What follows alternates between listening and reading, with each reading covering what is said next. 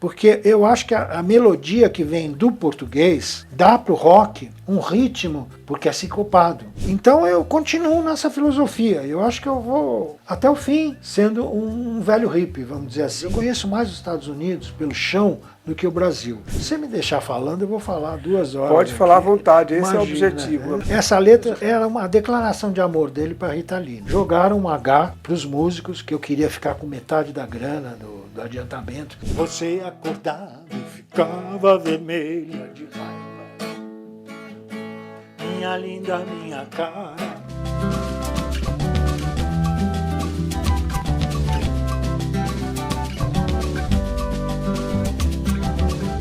Olá, eu sou Zé Guilherme e você está aqui comigo no canal Entre Meigos, um canal de entrevista com novidades toda quarta-feira. Toda quarta-feira, às 19 horas, uma personalidade nova, um papo leve, informal e, por que não, divertido. E já que você está aí, eu quero te convidar para se inscrever no canal, clicar no sininho para receber as notificações em primeira mão, curtir e comentar. Vem com a gente! E hoje eu tenho o prazer e a satisfação de receber aqui para conversar comigo Zé Brasil, que é cantor, compositor, músico, produtor, entre outras funções no meio musical. Zé, sinta-se à vontade, a sala é sua, é um grande prazer recebê-lo e para esse papo, essa prosa aí sobre o teu trabalho e o teu percurso. Eu é que agradeço, né? Agradeço essa oportunidade de estar divulgando um pouco mais essa carreira independente de um veterano, né?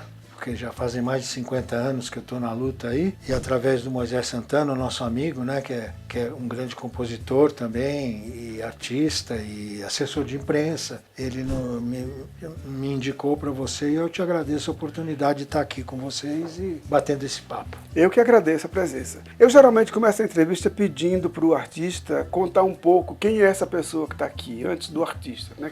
De onde veio, nasceu aonde, família, etc e tal, para a gente depois entrar no percurso histórico de carreira aí. Entendi. Conta um pouquinho de quem é Zé Brasil. Então, eu sou um cara que tem um sangue do interior de São Paulo, um sangue caipira, vamos dizer assim, né? Do Vale do Paraíba, da cidade de Aparecida, da padroeira do Brasil, né? Que meus pais são de lá e a minha família tem as suas raízes lá, em Minas Gerais também. Agora, eu nasci aqui em São Paulo, sou paulistano, da Gema, né? Nasci perto da Avenida Paulista, na Promatre Paulista, quer dizer, mais paulistano impossível. E a gente, desde então, eu tenho me dedicado à música, né? Desde criança. Quando eu nasci, por exemplo, a minha mãe já me deu um pandeirinho, então praticamente ela já me dirigiu para essa carreira insólita. E a gente, daí a partir dos 7 anos eu tive a minha professora de piano, me apaixonei, aquela coisa toda. Me apaixonei pelas mulheres e pela música. Depois eu continuei assim, veio o rock, né, dos anos 50, e eu praticamente fui abduzido por aquela coisa nova, mas eu ouvia de tudo. Eu ouvia de tudo em casa e em Aparecida, meus tios, da parte do meu pai, todos músicos. Então tinha saraus assim, de música clássica, muito legal. A minha tia tocava no órgão da igreja, que eu cheguei até a experimentar um pouco. Meu avô era maestro, o meu tataravô fundou a Lira Aparecidense, né, que é uma daquelas bandas que existem naquelas cidades, né, do interior. E de lá para cá eu venho fazendo o possível para aprender tudo que eu posso e ouvir tudo que eu posso também. Então eu comecei primeiro com piano, né, aos 7 anos, depois com violão, que o meu irmão tinha aula de violão. Aí eu pegava o violão dele, aqueles cadernos com a música escrita, os acordes, aquela coisa daquela época. Depois, aos 15 anos, eu era apaixonado pela bateria também, comecei a estudar a bateria. Eu sou um autodidata praticamente quase em tudo. E depois eu tive aquela formação, vamos dizer, tradicional, né, de músico, que primeiro eu estudei História da Música com o maestro Walter Lourenção, depois eu fiz um curso no Fundação das Artes de São Caetano do Sul, onde eu tive ótimos professores também. Depois eu fui pro Clã, a Escola do Zimbutri, para estudar um pouco de piano, harmonia, aquela coisa. Estudei também arranjo com Nelson Aires, no Conservatório do Brooklyn. Então a minha formação, nesse sentido, é bem sólida, vamos chamar assim, né?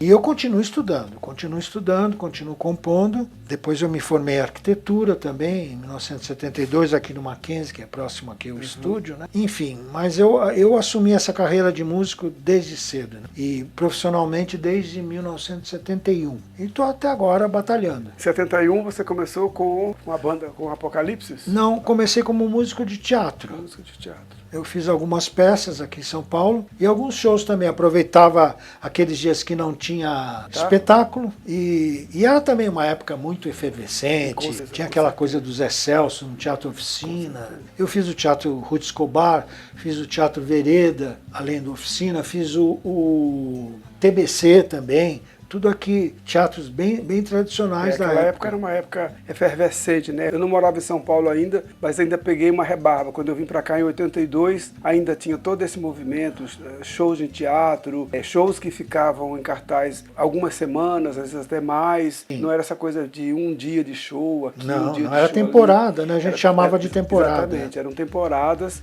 Você conseguia, às vezes, ver, se gostava muito do show, conseguia ver uma, duas, três vezes, mais vezes. E havia uma gama e uma variedade enorme de possibilidades, de coisas para assistir, né? E o show nunca é o mesmo, né? Nunca é o mesmo. É como uma peça de teatro até, né? Todo mundo acha que a peça de teatro é aquela coisa, né? Estanque, mas não é uma coisa aberta, é praticamente uma obra aberta, porque depende do feedback do público, depende do estado de espírito dos atores, a improvisação, os cacos, aquela coisa toda, né? Então eu acho que a gente tem uma cultura brasileira riquíssima, né?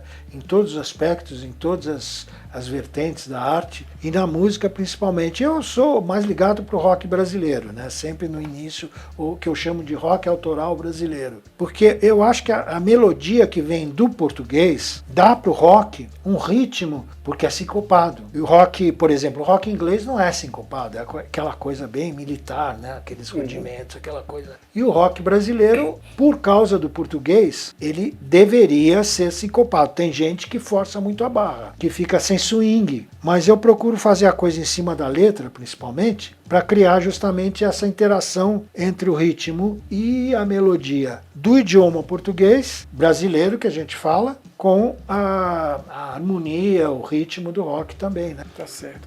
E depois desse período como músico da noite, músico de teatro, né, na verdade, o que seguiu aí depois? Então, daí eu tinha uma coisa muito forte com essa coisa de banda, né? Nessa época todo mundo sonhava, por causa dos Beatles, aquela coisa toda, em ter um conjunto, que a gente chamava, que era uma banda, um grupo. Então eu comecei a fazer essas bandas e esses grupos, né? A partir de 1970 mesmo nessa época que eu já estava no teatro, eu também tinha um trabalho paralelo de formação de grupos, né? Tinha um grupo chamado Brasil, que era um grupo misto. Eu sempre fiz questão ou de ter, quando possível, é claro, né, uma banda multirracial e também multissexual, vamos falar assim, né? Que abrangesse todos os gêneros. Os gêneros, né? Porque eu sou hippie, né? E os hippies foram responsáveis por essa batalha pela diversidade, né? Pela diversidade, pela ecologia, pela qualidade de vida, liberdade sexual, liberdade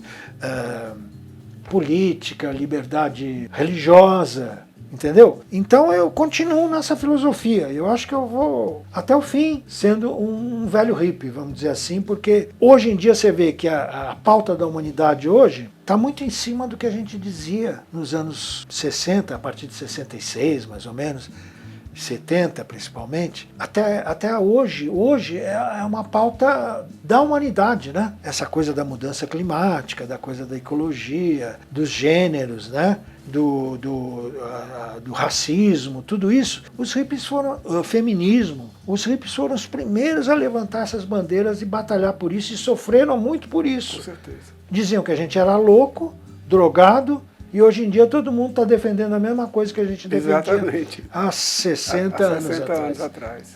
E quando é que entra a Apocalipse? Bom, o Apocalipse foi o seguinte, a primeira banda séria que eu tive, vamos dizer assim, além de acompanhar outros artistas e tudo mais, foi com o Arnaldo Batista. E nós fizemos uma banda em 1973, assim que ele saiu dos Mutantes. Eu fiz uma viagem muito incrível pelos Estados Unidos. Eu conheço mais os Estados Unidos pelo chão do que o Brasil. Porque eu fui de Miami até Nova York de carona, depois eu fui até Boston, depois eu fui de Nova York até São Francisco. Tudo de carona, tudo pelo chão. A não ser de Miami para Nova York, que eu acabei pegando uma carona de avião. Mas isso é uma história muito comprida. E então eu tenho essa coisa da música autoral e da estrada. É uma coisa assim. E quando eu voltei, o Arnaldo tinha saído dos Mutantes. Eu tinha feito amizade com ele antes de viajar, num festival em São Lourenço, que ele participou. Justamente ele participou desse festival e saiu dos Mutantes porque os Mutantes não queriam participar voluntariamente, né?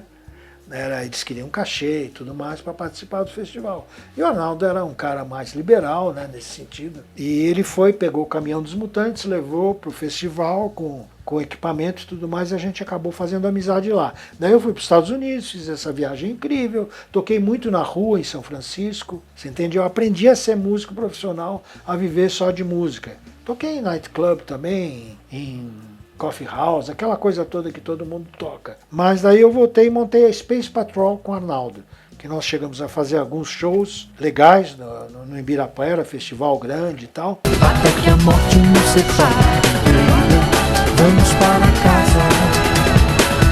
Baby, baby, baby, eu quero beijar a sua boca e nadar e mergulhar. E formatamos aquele disco muito conhecido dele chamado Loki. Ele também nessa época me deu uma letra, imagina, enquanto a gente ensaiava lá na Serra da Cantareira, tinha, a gente chamava de Mutantolândia, porque era a casa dos três, da Rita e do Arnaldo, enquanto eles eram casados, daí tinha a casa do Sérgio, que é irmão do Arnaldo, e tinha a casa do Té, né, do Cláudio César, que é o irmão mais velho, que fazia os instrumentos e tudo mais. Então a gente ensaiava praticamente todos os dias lá. E essa banda foi incrível, assim, na minha formação. Aprendi muito com o Arnaldo, inclusive, a ensaiar, né? Porque ele tinha um esquema bem profissional junto dos Mutantes, que ele trouxe para a nossa banda. Mas não cheguei a gravar o disco, porque no meio do processo eu já tinha uma intenção de fazer um trabalho, não digo solo, mas um trabalho que fosse bem autoral, bem próprio meu, que na época tinha aquela coisa de ópera rock, que era uma coisa toda temática e tudo mais. Então eu aproveitei toda aquela temática dos hips, a temática espiritual, a temática que a gente brincava, né, sideral, vamos dizer assim, interplanetária, e fiz um repertório que era para ser essa ópera rock.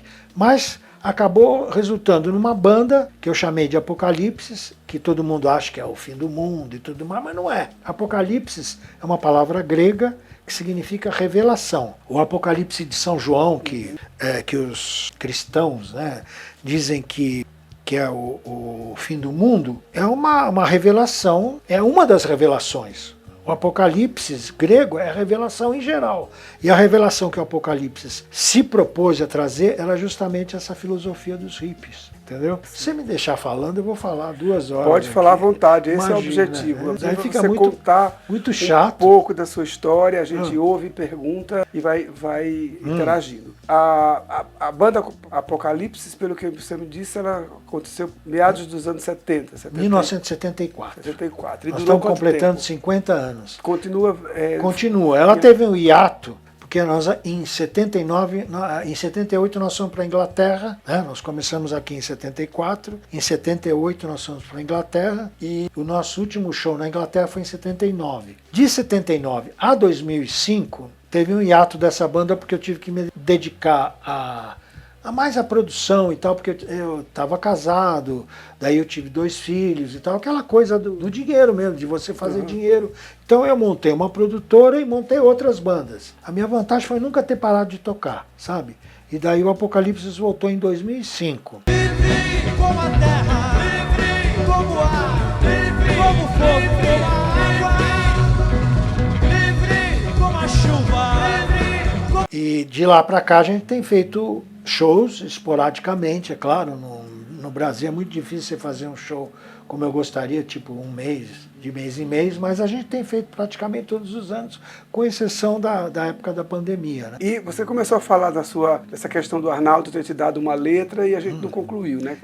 Essa letra era uma declaração de amor dele para Rita Lee. É muito bonito. O Moisés, inclusive, nosso amigo, gosta muito dela, sempre faz questão de destacar essa parceria. Eu também gosto, porque foi a música que me propiciou a voltar ao rock and roll, vamos dizer assim, né? Que eu estava meio produzindo e tal, e meio não, estava produzindo intensamente, produzi tudo quanto é tipo. A minha produtora ficou quase 20 anos trabalhando com publicidade, com política, com qualquer coisa, né? Qualquer tipo de evento e qualquer tipo de suporte, né? Eu fui desde do CD de áudio até o DVD, até programa de televisão, programa de rádio, campanha política, vídeo institucional para empresa, DVDs, aquela coisa toda que a gente é obrigado a fazer quando tem produtora. A gente não tem muita escolha, né? Então, daí eu voltei para a música em 2005, justamente com essa música. Gravei essa música, né, que a letra é do Arnaldo, chama-se Cabelos Dourados, e ele fez para Rita Lee, uma declaração de amor a Rita Lee. Ai meu Deus, que saudade dos seus cabelos dourados. Eu quero que você me perdoe e volte logo para mim. Bacana. E você já contou pra gente um pouco da sua passagem pelos Estados Unidos. Sim. Mas além dos Estados Unidos, você teve circulando também no Reino Unido, Isso, França, eu tive mais tempo lá. E Espanha. Em 78 eu fui com a banda, né, com o Apocalipse, para a Inglaterra. Nós ficamos 2 anos morando em Londres. Chegamos a gravar um disco lá, não como Apocalipse, mas como José e Silvia, que era a dupla, né, minha e com a minha esposa, que eu conheci, é minha parceira desde 1975, né, a Silvia Helena, a cantora. Nos anos 50, tudo mudou. Tanto tempo de batalha, muito rock and roll. Então nós fizemos uma dupla, mas a gente gravou esse disco praticamente com os músicos do Apocalipse que foram com a gente. É que teve uma série de acontecimentos nesses 2 anos que, vamos dizer, nos levou a usar um outro nome, um outro empresário, sabe? Aquelas coisas de artista que você não pode evitar, né? Daí nós fomos até a França para lançar o disco, chegamos até a Espanha. Na França nós passamos 6 meses em Paris também. Fomos até a Espanha, até Barcelona, depois a gente voltou para lançar o disco na Inglaterra e depois nós voltamos para o Brasil em 1981. Eu vi também que além dessas bandas que você comentou, você também teve uma passagem, ou não sei se a banda ainda existe, Delinquentes de Saturno. Então, era uma época que a gente buscava nomes... Delinquentes de Saturno, UHF. A gente buscava nomes, né, para as bandas. Então a primeira que eu, quando voltei da Inglaterra, era Delinquentes de Saturno, que inclusive contou com o Edgar Escandurra, né, que é um músico famoso do rock brasileiro. A gente praticamente, nós lançamos o Edgar como músico, né, que foi em 1981, é uma época pré-Ira, né, e que agora ele é o guitarrista, o líder do Ira, né, junto com o Nazi. Depois dos Delinquentes de Saturno, que a gente usava como banda de apoio para trabalhar, apresentar esse EP chamado Brazilian Wave. São Paulo, biggest city of Brazil, brand new buildings, long roads and a Gothic cathedral. Que a gente gravou em Londres, em 1980, eu me mudei para o interior.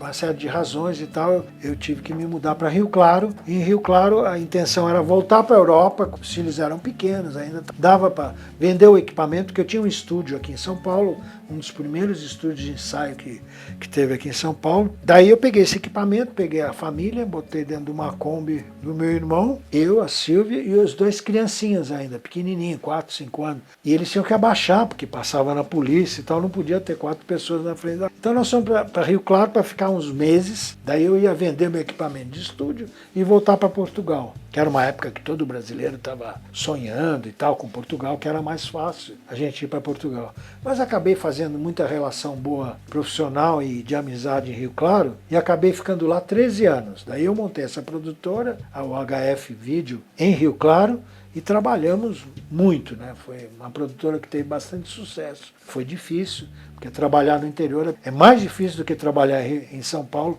Além de ganhar menos, o mercado é muito mais concorrido, porque é muito menor. Mas a gente teve sucesso, graças a Deus, e eu voltei para São Paulo em 2000. 2001 eu montei uma produtora bem montadinha, tudo lá num prédio comercial. Acabaram não indo para a Europa. A ideia de ir para a Europa... Você vê como é que é a coisa? Porque a gente fez tanta coisa boa em Rio Claro, começamos a fazer, né?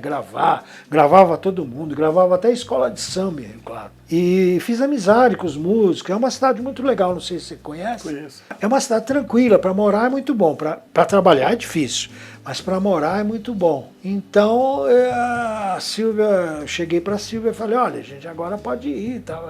A gente teria condição, vendendo equipamento, a gente tinha equipamento de estúdio, tinha instrumento, de voltar para a Europa, né? Mas daí ela já estava bem adaptada e a família estava bem, claro, a gente tinha casa da família, que a gente podia morar, não tinha que pagar aluguel, tinha essa produtora que estava começando a ser bem conhecida, acabamos ficando. E então, em vez de ir para o exterior, a gente foi para o interior. Ficamos 13 anos em Rio Claro. Era para ficar alguns meses, ficamos 13 anos. É coisas da vida. Daí, a volta para São Paulo aconteceu no início dos anos 2000. Eu continuei produzindo, montei uma estrutura legal na Vila Madalena, num prédio comercial, uma sala muito boa. Mas chegou num ponto, assim, tipo 2005, que eu achei esse manuscrito dessa letra que o Arnaldo me deu e fiquei empolgado e fiquei 15 dias compondo e não sei o que mais.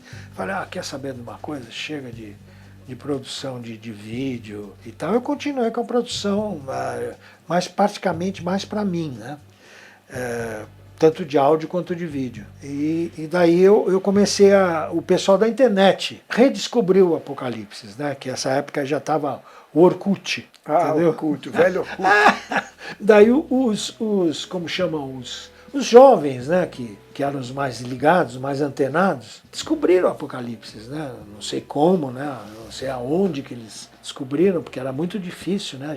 Na época que a gente estava aqui no Brasil ainda, em 1975, a gente teve um contrato para fazer um LP, começamos a gravar um LP, mas na época o pessoal era, como é que eu vou te dizer? Até hoje o pessoal puxa o tapete, né? Como o Apocalipse fazia muito sucesso, e era a bola da vez, vamos chamar assim, jogaram um H para os músicos, que eu queria ficar com metade da grana do adiantamento. Tinha um negócio chamado adiantamento, Sim. que ia ser da Som Livre, aquela coisa toda. Eu não sei até se foi nosso produtor, nosso empresário, que jogou isso, porque ele já não estava muito afim, ou sei lá, aquelas coisas da época. E a gente acabou não gravando. No estúdio, a banda se dissolveu, no estúdio, que chegamos a gravar uma música, só uma base de uma música, e a banda, os caras foram embora. E aquilo para mim era um sonho, uma família, porque estava fazendo o maior sucesso e eu achava que aquilo ia durar. Tinha acabado de conhecer a Silvia Helena, apaixonado, então era uma maravilha. E de repente o sonho virou um pesadelo, né?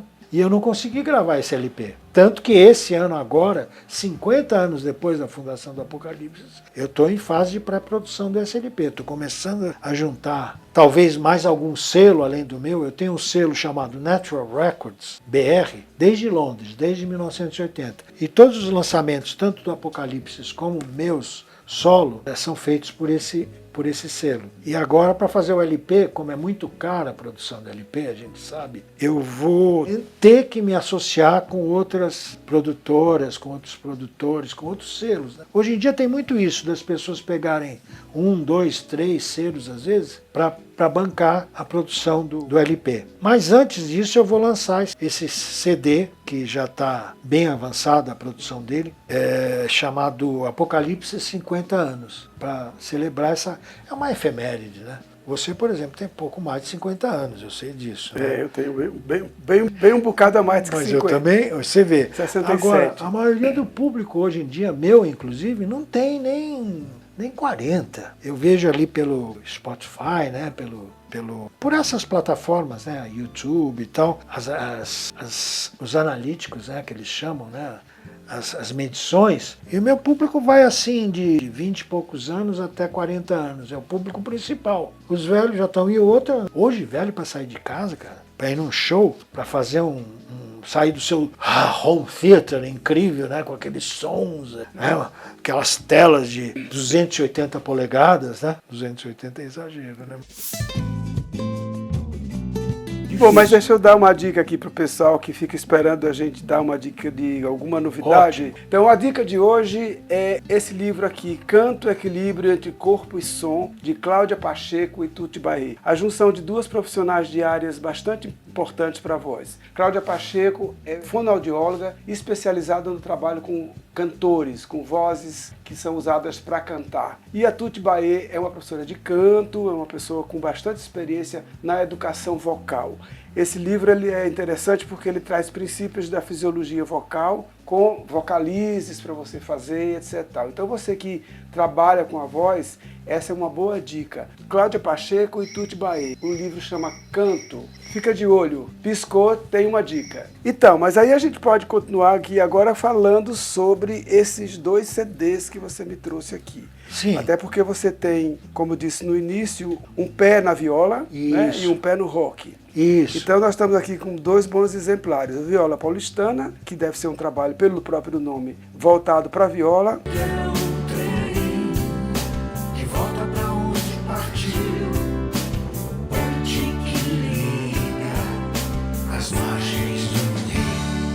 E o Rock 2024, que é da banda É Apocalipse, uma antologia, né? uma antologia das bandas gravadas da banda Apocalipse, gravada nesses anos 2000, vamos dizer assim. São os melhores rocks que a gente tem gravados. É uma antologia, no caso, né? São acho que 13 músicas. E o Viola Paulistana são 11 músicas, porque eu percebi em 2022 que eu estava completando 50 anos de violeiro, né? Eu tive um amigo que infelizmente faleceu no ano passado, o Edu Viola, que é um compositor, luthier, genial assim, mas que deixou um legado muito interessante, muito bonito de música e de vida, inclusive. E ele foi um dos caras que me inspirou a tocar viola em 1972, que a gente fazia uma peça junto. Ele tocava viola e eu tocava bateria nessa peça. Bacana. Vamos mostrar alguma coisa na viola? Agora? É, agora. Vamos. Essa aqui é aquela do Cabelos Dourados, que é o que eu fiz com o Arnaldo, a letra do Arnaldo. Letra do Arnaldo, melodia sua. Isso. De manhã o baby doll de Jesse, você acordava e ficava vermelha de raiva. Minha linda, minha cara, fique aqui comigo. Você é o meu sol, você é o meu mar, você é o meu jipe.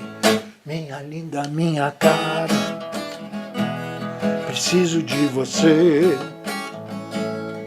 Minha muito louca, baby, eu preciso de você.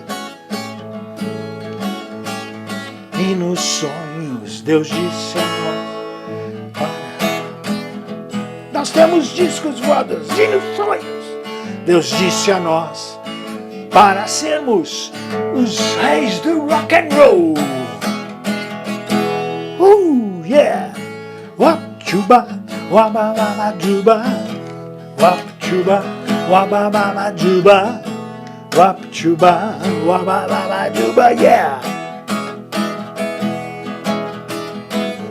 Wap chuba, wababa juba, wap chuba, wababa juba, wap chuba, wababa juba, yeah! Baby, baby, baby. Vamos para casa, até que a morte nos separe, baby. Vamos para casa, baby, baby, baby. Eu quero beijar a sua roupa, sua boca, e nadar e mergulhar no seu oceano. E nadar e mergulhar no seu oceano.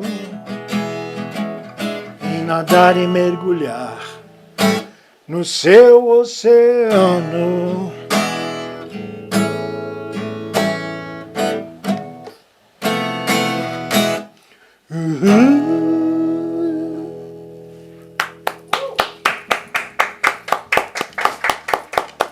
Infelizmente, Nossa Ritinha se foi. Zé Brasil, foi um prazer enorme te receber aqui. Eu Imagina, queria agradecer eu que pela agradeço gentileza mais uma e a vez. disponibilidade de estar aqui comigo hoje, batendo esse papo, mostrando um pouco da tua trajetória, desse meio século de trabalho, né? Queria agradecer muito a sua disponibilidade e dizer que foi um prazer enorme recebê-lo. Para mim, então, foi indescritível, mais do que sexual. E essa foi mais uma entrevista do seu canal Entre Meios. Um canal de entrevista com personalidade nova toda semana, num papo leve, informal e, por que não, divertido. E já que você está aí, quero te convidar para se inscrever no canal, clicar no sininho para receber as notificações em primeira mão, curtir e comentar. E vem com a gente toda quarta-feira às 19 horas. Vem com a gente!